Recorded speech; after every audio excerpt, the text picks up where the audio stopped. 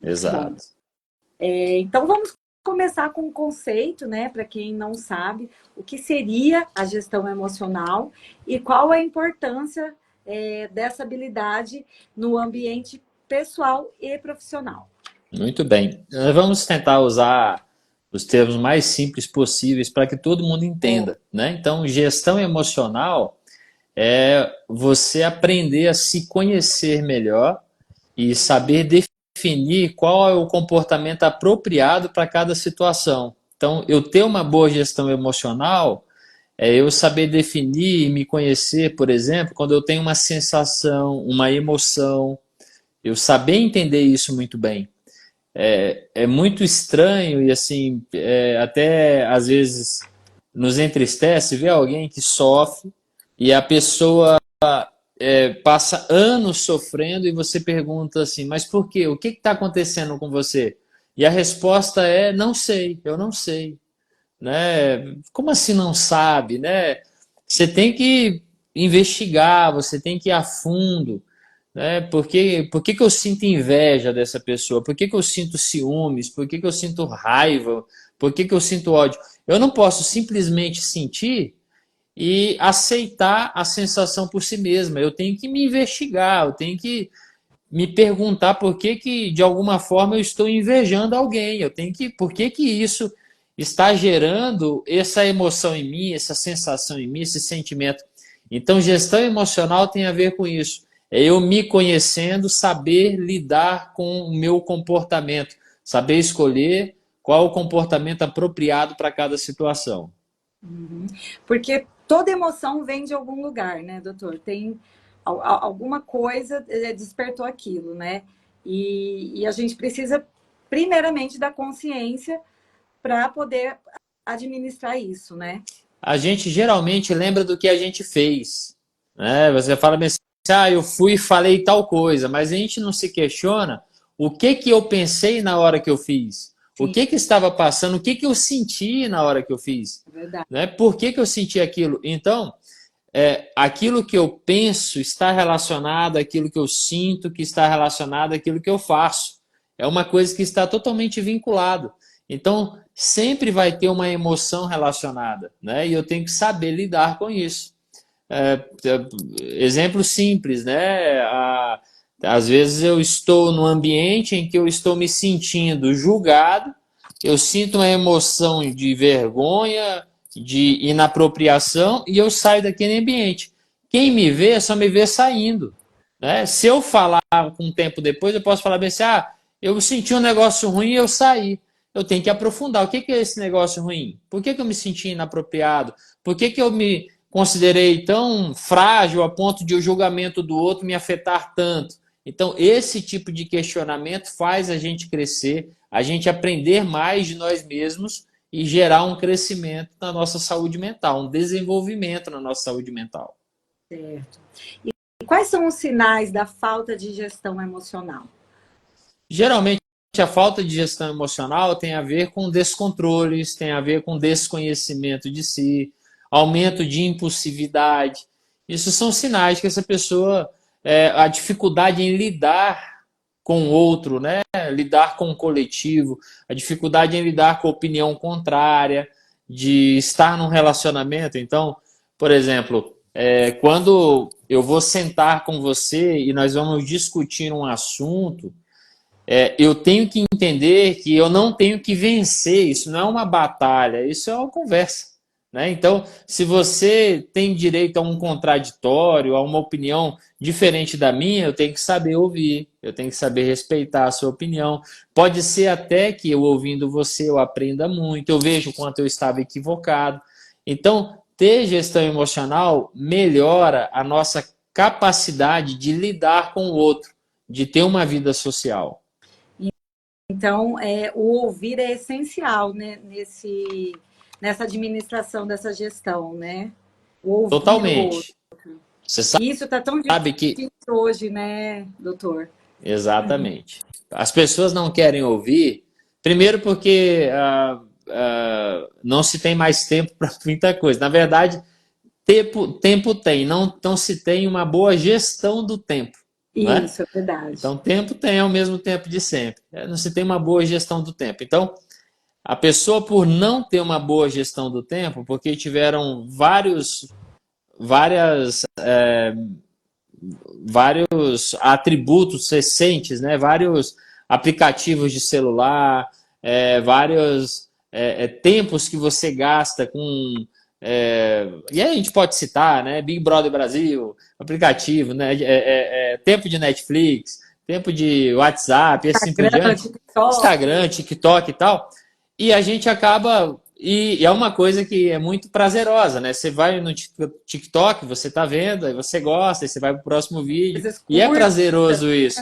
É, Mas quando você vê, já se foram ali 30 minutos, 40 minutos, e às vezes coisas que deveriam ser uma coisa que deveria ser prioritário na vida, que é ouvir alguém que sofre, a gente não dá esse tempo, porque a gente já está atrasado, mas a gente deu 40 minutos para o TikTok para uma bobeira, que embora fosse uma coisa prazerosa, engraçada, é uma bobeira, não é? Não é algo que a gente deveria dedicar tanto tempo, mas às vezes a gente dedica, né? Aquele looping infinito do TikTok não acaba. Então, dedicamos muito tempo para coisas que não são necessariamente produtivas para a gente e parar para ouvir o outro, que seria algo produtivo para a gente e para o outro, que os dois crescem nesse encontro, muitas aham, vezes dizemos não ter tempo. Ouvir é essencial e ouvir é terapêutico, não é tanto para quem ouve, mas principalmente para aquele que é ouvido. Você vê alguém pode chegar em você e falar e você não ser preconceituosa, você não julgar, você não ofender, não falar palavras que diminuam a pessoa, depreciem a pessoa, você simplesmente ouvir, essa pessoa se sente num ambiente tão propício para ela desabafar e ela põe aquilo tudo para fora. No final das contas, você só ouviu com atenção e com empatia e a pessoa saiu dali aliviada, porque ela teve uma oportunidade de poder compartilhar a dor. com certeza. Isso a gente vive muito na prática, nos nossos atendimentos aqui no Grupo Amor Vida, que é um dos nossos princípios, essa escuta empática que nós costumamos chamar, e sem julgamentos, né? Que também é algo muito importante. E a gente vivencia isso mesmo, né? Às vezes, após um atendimento longo, onde muitas vezes a gente só realmente escutou, a gente nem interagiu muito, porque você percebe a necessidade que aquela pessoa tinha de falar. Que às vezes ela não consegue falar isso com alguém próximo, alguém dentro de casa, ou porque realmente tem barreiras, ou porque realmente não consegue ter esse tempo de alguém parar para escutar, né? E é impressionante porque a gente costuma perguntar no final dos atendimentos, e aí, como que você está se sentindo? E elas falam assim, nossa, parece que tirou um peso das minhas costas, muito obrigada, estou me sentindo bem melhor. Só de ter sido escutada, né? Como o Exatamente. ouvir realmente ele ajuda até a reequilibrar aí as emoções, né, doutor? Exato, exato. E a pessoa agradece no final, fala bem, foi muito Sim, bom você falar é comigo. verdade. E às vezes você só ouviu, quem falou foi só ela. Mas Muitas vezes, ela colocou para fora e aquilo ali aliviou, né? Tirou um peso dela. É muito bom, é terapêutico isso. exatamente. Doutor, e nos relacionamentos afetivos, familiares, como a gente pode usar a gestão emocional aí a nosso favor para melhorar essas relações? Muito bem. Relacionamento, as pessoas sempre pensam que para que exista um bom relacionamento tem que existir amor, né? E de fato tem que existir amor, né? É importantíssimo, mas no entanto, o amor, existem várias facetas e existem vários parceiros no relacionamento. Em que sentido que eu estou dizendo? O amor é importante para te vincular a alguém, mas é fundamental num relacionamento, principalmente que você saiba perdoar. Porque o que é um relacionamento? São duas pessoas imperfeitas, com culturas diferentes, às vezes, né, Criações, com criações educação, totalmente distintas, valores, religião, enfim, totalmente diferentes, se encontrando com a ideia de viverem numa mesma casa, fechados numa casa. Então a chance de uma hora dar um problema é enorme. E a pessoa, ela vem para um relacionamento, todo mundo chega para um relacionamento, para um casamento, cheio de bagagens, cheio de experiências boas e ruins, cheio de coisas que são virtudes, mas cheio de traumas também. Todo mundo traz inseguranças. Então, tem coisas que você discute no relacionamento de um problema que você teve no relacionamento anterior e que aquilo ali não foi resolvido. Então, tem uma série de coisas que podem acontecer no relacionamento e que você tem que fazer uma boa gestão. Mas eu sempre digo que o perdão é a base no sentido de sustentar qualquer relacionamento. Cedo ou tarde, eu vou falhar com você. Cedo ou tarde, você vai falar comigo. Se não houver o perdão, essa gestão de emoções fica muito prejudicada. Porque se eu não te perdoo, há uma progressão de sensações, de sentimentos. Aquilo que era uma chateação vai se tornando uma raiva, que daqui a pouco se torna uma mágoa, que daqui a pouco vai evoluindo e vai se tornando um ódio. Daqui a pouco eu não consigo mais nem olhar para você. Houve uma progressão, porque lá atrás eu não parei para resolver. Eu não dialoguei, eu não expus o que estava afetando, eu não pedi perdão, eu não decidi perdoar. Sem isso é muito difícil a gente fazer essa gestão de emoções. Certo. E aquela pessoa que fala assim, como a gente ouve às vezes, eu não consigo perdoar. A gente dá para ser praticado o perdão? É algo que dá para ser aprendido? Perfeito. Essa pergunta é excelente, tá? Porque o perdão, ninguém nasce sabendo perdoar. Ninguém nasce sabendo perdoar. Inclusive, criança tem muita dificuldade tanto em pedir perdão quanto em perdoar. É Quem é pai verdade. sabe. A criança, não, pede perdão. Aí a criança fica lá, abraça seu irmão. Aí dá aquele abraço com cara Bravo, fechada, né? né? Bravo, né? Só para não ficar de castigo. E a gente vai aprendendo a perdoar ao longo da vida. O perdão, então, é algo aprendido, tá? O que às vezes acontece é que a gente quer se vingar. A gente acha que vai ficar barato, entendeu? Como assim? Você fez um mal para mim e eu vou dizer assim, tá perdoado? Não é simples assim. Eu quero que aconteça um mal com você para aí eu me sentir realizado. Esse desejo da vingança é o que faz com que a pessoa fique o resto da vida com um problema no coração. Vou te dar um exemplo. Eu chego na sua vida e te causo um dano. Aí eu vou embora, vou viver minha vida. Você decide não me perdoar. Eu vou viver minha vida, vivo minha vida normalmente. Nem lembro de você daqui 10, 15, 20 anos. E você está com aquele dano na sua vida o tempo todo, o resto da sua vida. Porque você decidiu lá atrás não perdoar. Perdoar não é fazer as pazes no sentido de, olha, Conviver. vamos conviver junto, vamos fazer aqui, vamos nos reconciliar, vamos ser melhores amigos. Não, perdoar é deixar ir. Perdoar é você se livrar de um dano, é você falar assim, olha, você teve toda a oportunidade de ser bondoso para mim, como eu fui com você, mas você optou por ser maldoso comigo. No entanto, eu vou continuar tendo meu compromisso na vida de não fazer mal para as pessoas, de não ser cruel com as pessoas, de não ser desleal, de não ser infiel. É uma decisão pessoal. E não é porque você me afetou com a sua falta de decisão em valorizar a vida que eu vou passar agora também a desvalorizar a vida, porque senão eu vou estar fazendo a mesma coisa que você.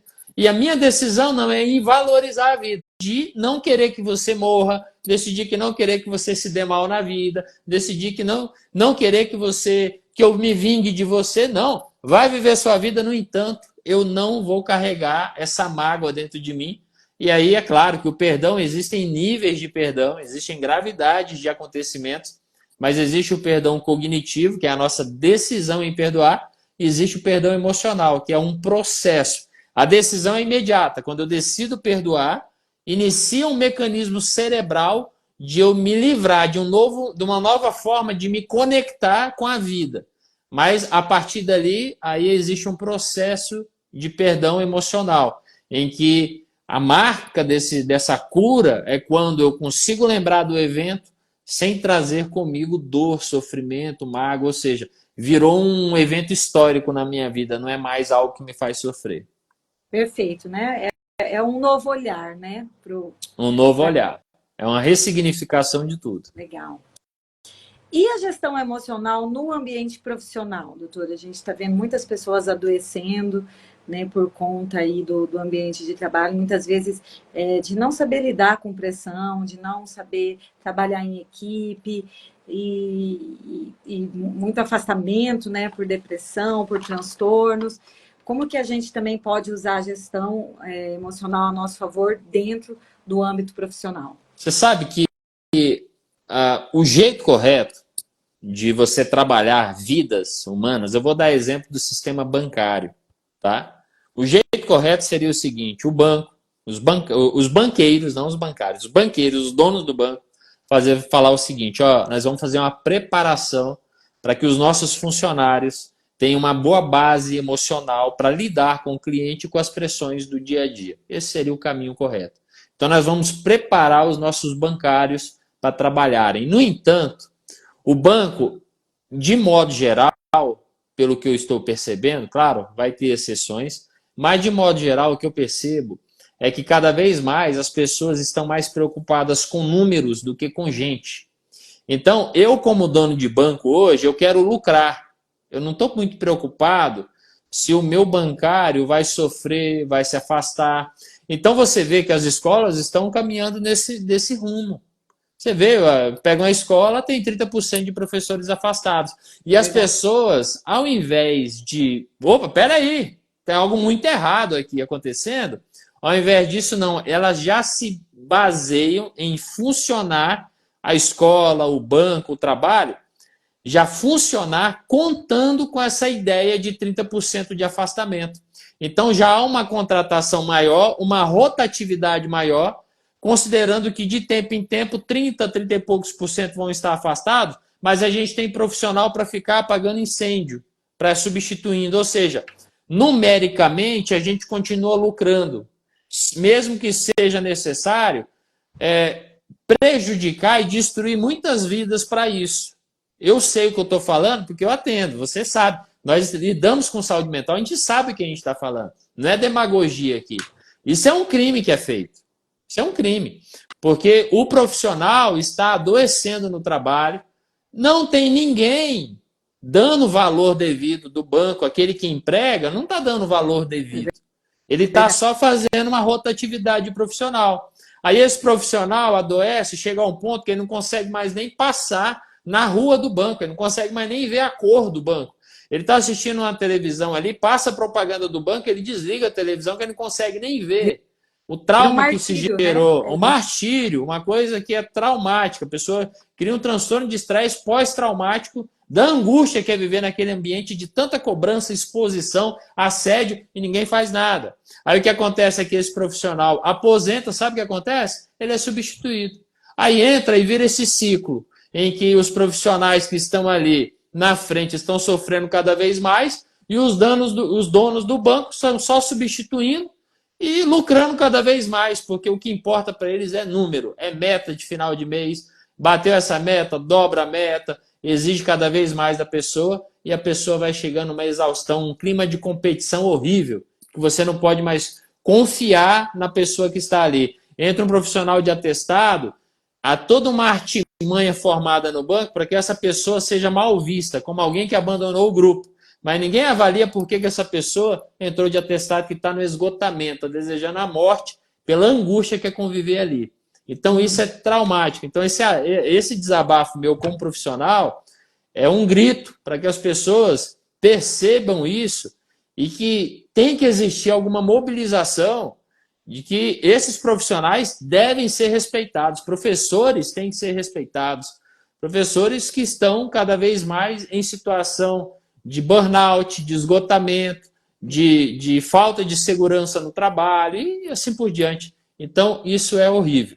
Em relação ao trabalho, a gestão emocional tem que acontecer principalmente dando para essas pessoas condições para que elas possam desempenhar suas funções em segurança. Eles são homens, eles são mulheres que são como eu e você, e eles têm famílias, eles têm medos, têm insegurança e tem que ser dado condições para eles. Mas hoje, infelizmente, se virou mais um objeto, uma peça que é trocada num tabuleiro. visto como números, né? Números, virou números, exatamente.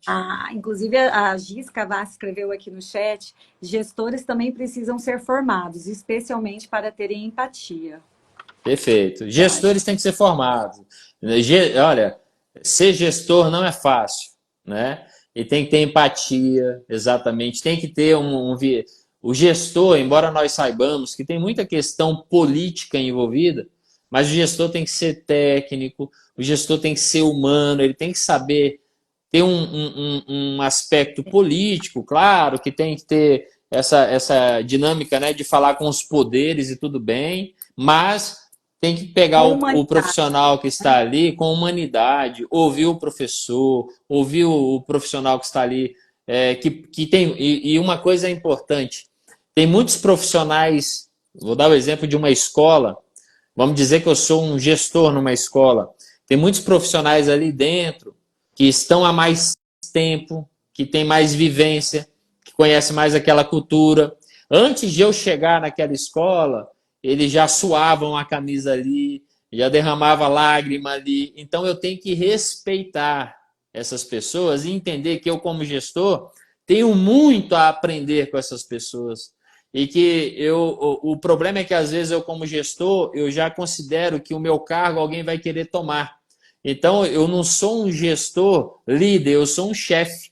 E aí eu começo a usar o excesso de cobrança, sempre demonstrando que eu estou sempre próximo do poder, da prefeita, enfim, para gerar um clima de temor nas pessoas, e aí fica aquela coisa insustentável, ruim, perde o prazer de conviver, e aí as pessoas não se sentem à vontade nem para questionar, e aí vira aquela coisinha de quartel, assim, né, no sentido pejorativo, dizendo, né, no sentido de eu não poder me expor, de eu não poder falar, né? Então é ruim isso.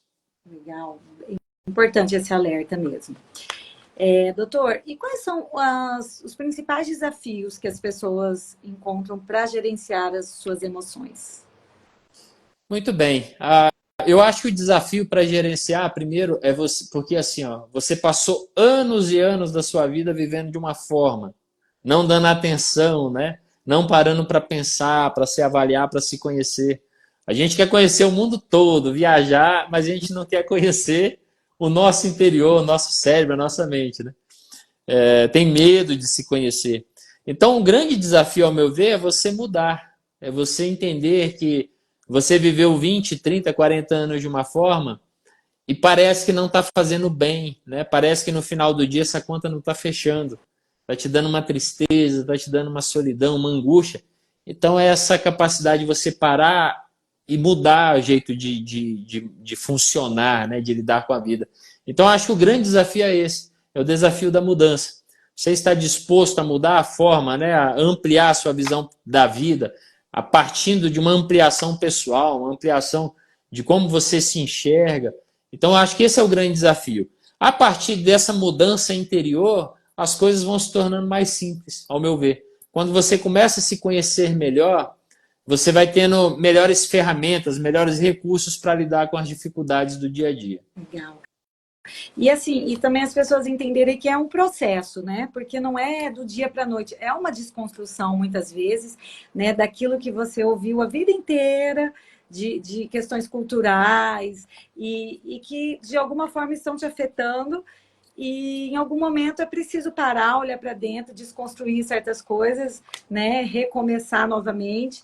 Mas eu vejo que as pessoas têm pressa nisso, né? Perfeito. E entender que é um processo, né? E Você, que também não é linear, né? você levou Tem que 30 anos exatamente. de vivendo de uma forma, né? Não vai ser da noite para o dia que você vai mudar.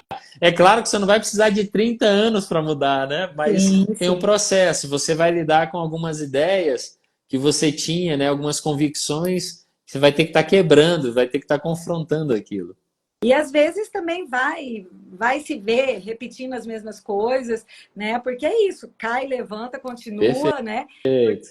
Esse é o processo mesmo. Um Deixa eu ver como. papel, um papel importante na gestão emocional Sim. é você trabalhar o auto-perdão, a autocompaixão, a automotivação, né? Porque você precisa entender que eu fiquei muito tempo assim, eu tenho vícios de pensamento. Sim, Então, por mais que eu esteja numa mudança, cedo ou tarde eu vou repetir aquele vício de pensamento. Então, eu exatamente. tenho que aprender a me perdoar, a me motivar novamente, a voltar novamente, né? Então, é um processo de altos e baixos. Sim, com certeza. E como lidar com a pressão e o estresse de forma saudável no ambiente de trabalho? Tudo bem. Eu acho que a melhor forma no ambiente de trabalho, acho que a palavra-chave seria o respeito, né? Então, não tem problema. Você sabe que a gente não tem tanta problema, não tem tantos problemas em relação a excesso de cobrança. A gente consegue tolerar muito bem o excesso de cobrança. Sabia disso? Às vezes a gente pensa que não, mas a gente consegue. Uma pessoa que lidera uma empresa com 100 pessoas ali trabalhando, tem dezenas de problemas e cobranças ao longo do dia e ele sabe lidar com aquilo. O problema é quando o ambiente do trabalho tem, além dessas cobranças, desrespeito, tem, além dessas cobranças, um ambiente em que você não se sente participante, pertencente a um grupo. Então é isso que mata a gente, é isso que afeta a gente. Quando eu estou num grupo com 10 pessoas e eu não me sinto pertencente, né, eu vou, com o tempo, me sentir muito mal, me sentir com um desejo muito grande de sair daquele emprego, por mais que não tenha tantas pressões, por mais que não tenha tantos problemas. O não pertencer faz muito mal. Historicamente, se você for pegar anos e anos de evolução, você vai ver que as pessoas sempre procuraram grupos para se reunirem, porque o grupo protege.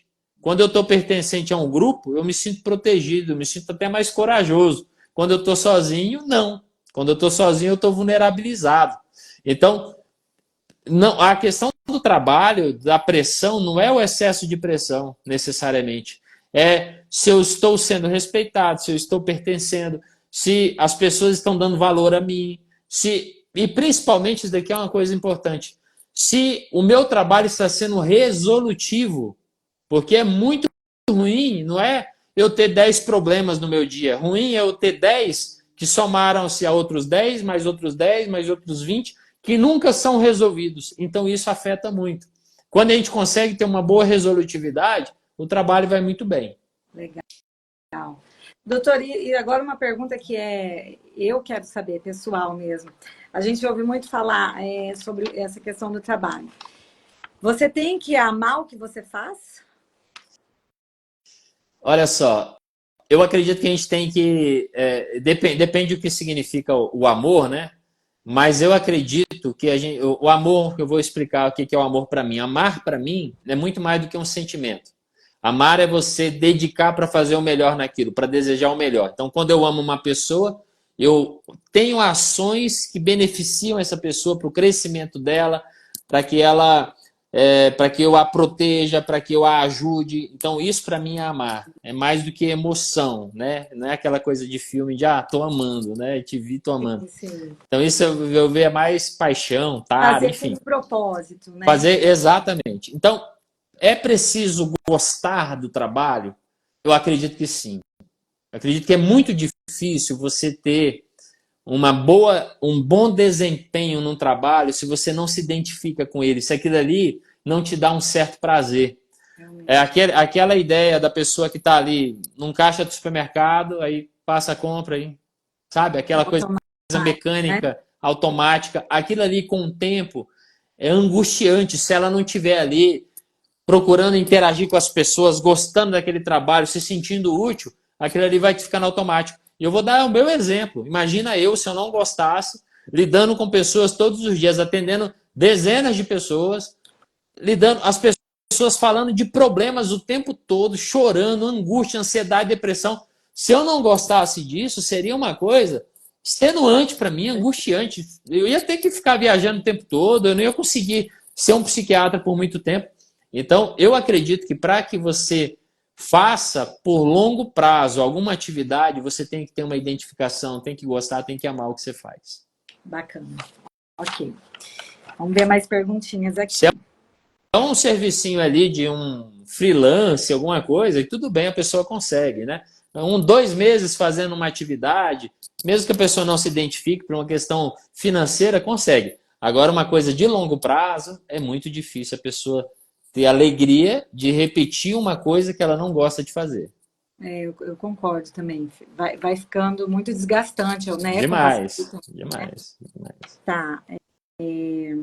Como que a gestão emocional pode impactar positivamente a tomada de decisões em situações desafiadoras? Muito bem. A gestão emocional é muito importante para nossas tomadas de decisões, porque, eu vou dar um exemplo, ó. Às vezes a gente tem dificuldade em dizer não, né? A nossa decisão, a nossa decisão seria, eu vou, a pessoa me pediu um favor, e a pessoa fala assim, Eduardo, você pode fazer tal coisa para mim? Imediatamente eu já tenho uma resposta. Dentro de mim eu já falo, não, não vou fazer. Mas para a pessoa, eu olho para ela e eu não sei lidar com aquela coisa de eu vou estar desagradando, ela não vai estar gostando, e eu acabo cedendo e digo sim. Então, para não desagradar o outro, eu acabo me desagradando. Isso a longo prazo é horrível, porque eu vou me desagradando inúmeras vezes na vida, vou tornando uma pessoa que eu vou me negando os meus desejos, eu vou me anulando cada vez mais. E eu vou ficando aquela pessoa boazinha, né? Todo mundo se aproveita porque eu não sei dizer não. Quando eu tenho uma boa gestão emocional, de saber lidar com essa situação na minha tomada de decisão, então a pessoa me pediu algo que eu não quero fazer, que não tem a ver com aquilo que eu acredite, que não tem a ver com o que eu quero para a minha vida. Então, eu gerindo essa emoção e falando, olha, eu sei que isso é importante para você, mas eu não vou fazer isso porque eu acho que não é o momento para fazer isso. Quando eu faço isso, por mais que a pessoa não vá gostar naquele momento, embora toda vez que eu te peça uma coisa eu tenho que estar preparado tanto para o sim quanto para o não, mas nem sempre as pessoas estão preparadas, por mais que a pessoa não goste, eu estou fazendo algo que está em coerência com quem eu sou. E isso é muito bom, porque ser coerente é algo que nos faz muito bem. Melhor coisa da vida para a gente se sentir bem é ter coerência. Eu me comporto do jeito que eu acredito. Porque a pior coisa é eu acreditar em A e viver de uma forma B. A pior coisa do mundo é isso. Que eu vou me desconectando e daqui a pouco eu vou perdendo minha própria identidade.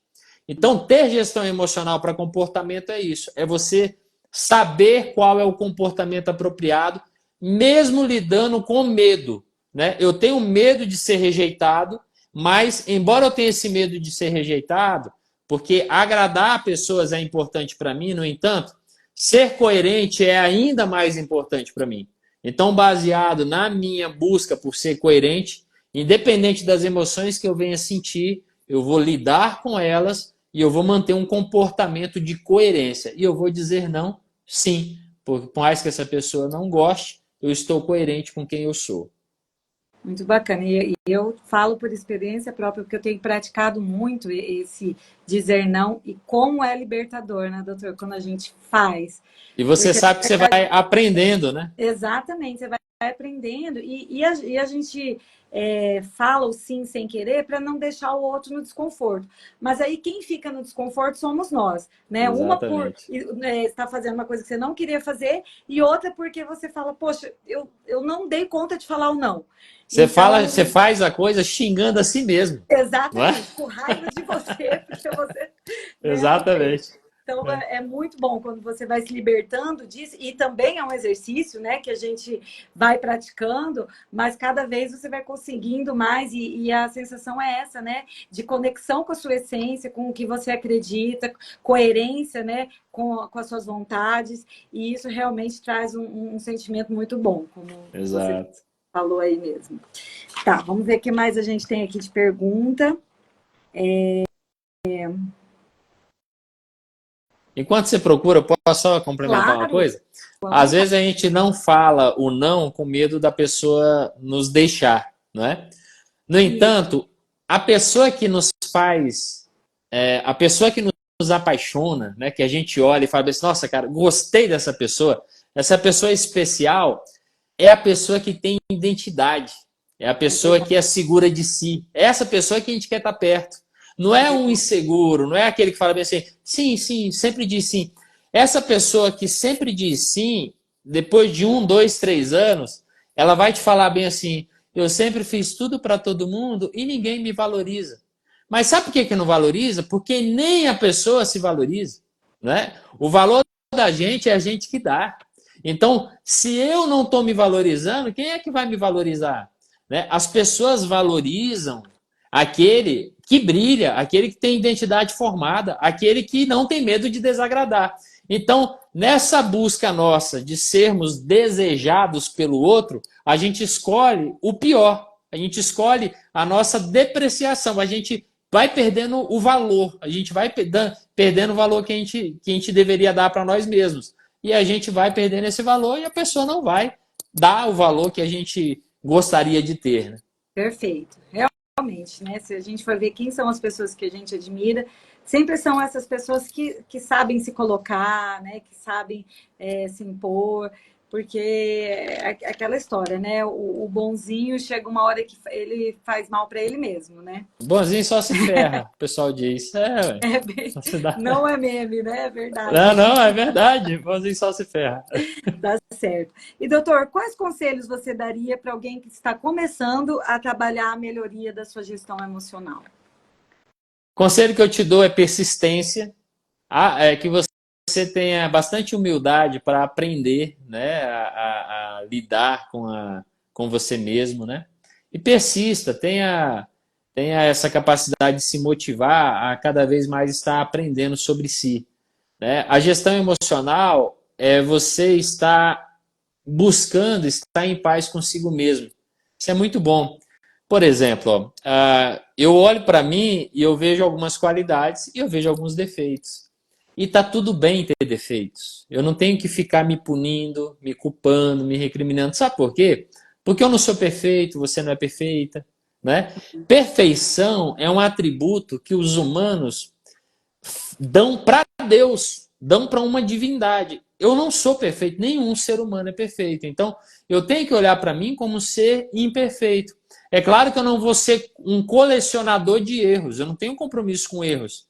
Mas quando eu identificar erros em mim, ao invés de eu me culpar, eu tenho que me acolher, me perdoar e ver o que é possível fazer para que eu deixe de ter esses erros, para que eu venha crescer na vida. Não porque eu quero ser perfeito.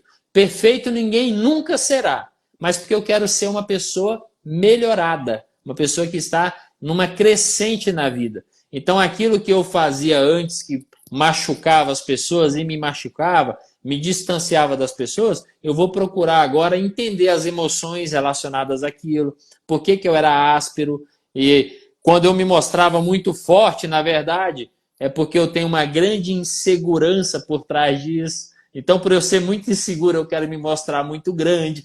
Então, tem uma série de coisas que eu me conhecendo, eu vou percebendo que depois eu não preciso me mostrar muito grandão, não, porque agora eu já não tenho mais aquela insegurança que eu consegui tratar. Então, é um autoconhecimento diário que envolve você se conhecer cada vez mais, se perdoar, se motivar e cada vez mais entender, né, que isso vai gerar em você um crescimento e vai afetar tanto a sua vida quanto as pessoas ali da sua família, do seu trabalho. Sim, até porque quando você começa a ter percepção dessas emoções, algumas que poderiam atuar até de forma negativa, você consegue ter mecanismos até para impedir, né? Um exemplo, uma pessoa muito impulsiva, que age muito no impulso. Quando ela começa a se olhar, ela consegue achar esse momento. Não, eu estou sendo impulsiva, vou esperar um pouquinho aqui, vou esperar 2 minutinhos, não vou mandar essa mensagem, né? Não vou falar essa palavra dura agora, porque ele vai passar, né? Aquele momento ali, geralmente é algo muito rápido, mas ela precisa começar a se olhar para ter essa percepção, né? Que aí muitas vezes ela vai conseguir impedir, Isso, né? isso que você falou é muito bom, tá? Sabe por quê? Às vezes você briga com alguém. Quando você está cheio de sentimento de raiva, Sim, você olha para essa pessoa, você vê um monte de defeitos nessa pessoa. Você olha e diz assim: ah, não tem como conviver com ela, ela tem esses defeitos. Olha o que ela falou, você o que ela disse e tudo mais. Se você for falar naquele momento, você vai brigar com essa pessoa e aí você vai querer falar frases ainda piores para ganhar a disputa da ofensa. Aí Sim. você decide falar o seguinte: eu não vou falar agora, porque eu estou muito enraivecido e pode ser que eu fale coisas que eu nem acredite, só para vencer uma batalha tola. Então, vou fazer o seguinte: eu vou fazer uma gestão emocional, vou dar uma caminhada, colocar um tênis, dar uma Ótimo. caminhada, 30 minutos. Quando você volta, aquela raiva passou, você olha para a mesma pessoa de um jeito totalmente diferente. É, Agora, aquelas raivas, aqueles defeitos que a pessoa tinha, você olha e diz assim: poxa, nem são tão defeituosas assim, essa pessoa tem tanta qualidade. Aquilo que eu pensei, na verdade, eu estava equivocado. Olha, eu acho que eu estava exagerando a forma como eu interpretei o que ela me disse. Aí você vai tendo mais lucidez para você avaliar e para você poder, então, conversar no sentido de vocês respeitosamente se acertarem. A ideia aqui não é que eu vença ou você vença, a ideia é que a gente se respeite e que a gente entre num consenso, num acerto, né? sim, Então, sim. isso de saber dar um tempo, né? É aquela ideia de muita hora nessa calma, né? De você saber dar um tempo para poder conversar e você faz uma melhor gestão das suas emoções, deixa a poeira baixar, isso melhora muito o jeito de você se relacionar com as pessoas. Até porque as emoções, quando elas estão muito exacerbadas, né, a gente tende a ter até uma visão distorcida ali da realidade, né? Naquele momento tudo fica muito grande, muito exagerado, e aí às vezes a pessoa, se ela vai naquele impulso, depois ela se arrepende, né? Tem um grande risco de depois ela se culpar, se E arrepender de coisas o que fez, problema é que as palavras machucam, né? machucam, Machucam, né? exatamente. Por mais que você peça perdão depois, fica aquela lembrança, né? Poxa, mas ele falou tal coisa. E às vezes não é. Você está com raiva lá, eu quero que você morra, né? Aí você sai. Depois você chega na pessoa e fala: você quer mesmo que ela morra? Não, pelo amor de Deus, eu amo essa pessoa. A pessoa eu quero é proteger ela. E por que que você Realmente. falou? Não, eu tava com raiva. Beleza, só que tem uma consequência, Para né? quem ouviu, Para quem né? ouviu, né? É claro que para quem ouviu, a pessoa também tem que ter uma habilidade de De gerir perceber emoções e né? perceber o O momento. momento do Não é o que se falou, é as circunstâncias em que se falou. Então isso. também você não vai pegar o pé da letra e falar, poxa, ele falou que quer que eu morra, logo ele quer que realmente que eu morra. Não. Falou que eu quero que ele quer que eu morra, mas vou avaliar o comportamento dessa pessoa ao longo do mês, como ela me protege, como ela me ajuda, como ela é atenta comigo. Foi um momento de raiva. Claro que ele precisa pedir perdão, mas eu reconheço que, na verdade, ele não quer a minha morte. Ele só estava falando de forma tola ali, cheio de ira, né? E aí entra o perdão também, que já foi falado, né? Que é essencial no Exatamente. relacionamento. Que é a sustentação de todo relacionamento é o perdão. Muito bom. Bom, vamos ver aqui no chat se alguém tem alguma pergunta, quer mandar agora. Fique à vontade, que é o momento. Aí o doutor Deixa eu te Eduardo já vai ajudar aqui também. responder.